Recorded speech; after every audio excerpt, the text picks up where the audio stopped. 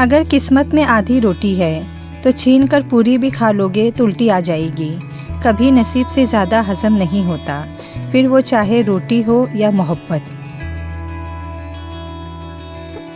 اپنی خوشیوں اور غم اپنے تک محدود رکھے، کیونکہ لوگ خوشیوں کو نظر لگا دیتے ہیں اور دکھوں میں مزید دکھ دیتے ہیں۔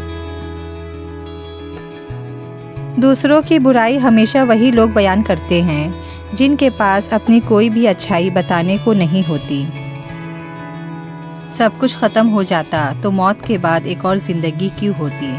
جیسے ایک زندگی کا انجام دوسری زندگی کا آغاز ہے، ایک لمحے کا انجام دوسرے لمحے کا آغاز ہے، ویسے ہی ایک سفر کی ناکامی اگلے سفر کی کامیابی بھی تو ہو سکتی ہے۔ بھائیوں نے یوسف کو مارنا چاہا مگر ناکام رہے، باپ کی نگاہوں سے دور کیا مگر محبت اور بڑھتی گئی، غلام بنا کر بیچ دیا گیا مگر خدا نے بادشاہ بنا دیا۔ اس لیے لوگوں کی چاہت سے تم پریشان مت ہو، کیونکہ اللہ کے فیصلے اور چاہت سب پہ بھاری ہے۔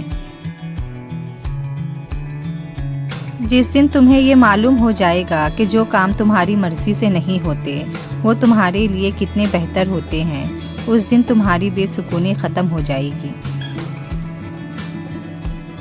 انسان کے پاس اگر 3 چیزیں ہو، رزق، عزت اور صحت، اور پھر بھی وہ غمزدہ ہو اور ہمدردی طلب کرتا نظر آ رہا ہو تو وہ ناشکرا ہوتا ہے۔ وہ دھاگا جسے بار بار کاٹا اور جوڑا جائے وہ دھاگا نہیں رہتا بلکہ گانٹھوں کا ٹکڑا رہ جاتا ہے۔ اسی طرح رشتوں میں احتیاط کرے، ورنہ بار بار کاٹے اور جوڑے جانے سے رشتے بھی صرف نام کے رہ جائیں گے۔ خواہشوں کو بے لگام مت چھوڑو، یہ باغی ہو جائے تو حرام حلال جائز ناجائز کچھ بھی نہیں دیکھ پاتی۔ ہم نے ابھی تک ایک دوسرے کو نیچا دکھانا ہی سیکھا ہے۔ جس دن ہم نے ایک دوسرے کو راستہ دکھانا اور مدد کرنا سیکھ لیا، تب دین و دنیا میں کامیابی ہمارا مقدر بن جائے گی۔ ایک لڑکی کو اپنے نصیب کی بہتری کے لیے اتنی ہی دعا کرنی چاہیے جتنی وہ جنت کو پانے اور جہنم سے بچنے کے لیے کرتی ہے۔ گناہ چھوڑنا آسان نہیں ہوتا، مگر جو چھوڑ دیتا ہے وہ سکون پا جاتا ہے۔ ہر دن کوشش کیا کرے اپنی زندگی سے ایک گناہ کو کم کرنے کی۔ گناہوں کا بوجھ بعض اوقات اتنا بڑھ جاتا ہے کہ ہماری زندگیوں میں مختلف بیماریوں، پریشانیوں اور تکلیفوں کی صورت میں نکلنے لگتا ہے۔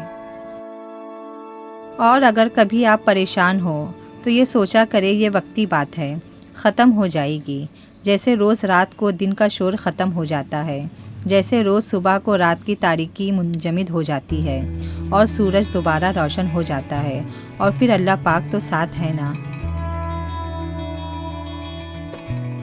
ضرورت سے زیادہ اچھا ہونا یا پھر ضرورت سے زیادہ برا ہونا دونوں ہی نقصان دہ ہیں۔ ضرورت سے زیادہ اچھا ہونے پر لوگ آپ کا فائدہ اٹھاتے ہیں، اور ضرورت سے زیادہ کڑوا یا برا ہونے پر آپ سے قطع تعلق ہو جاتے ہیں۔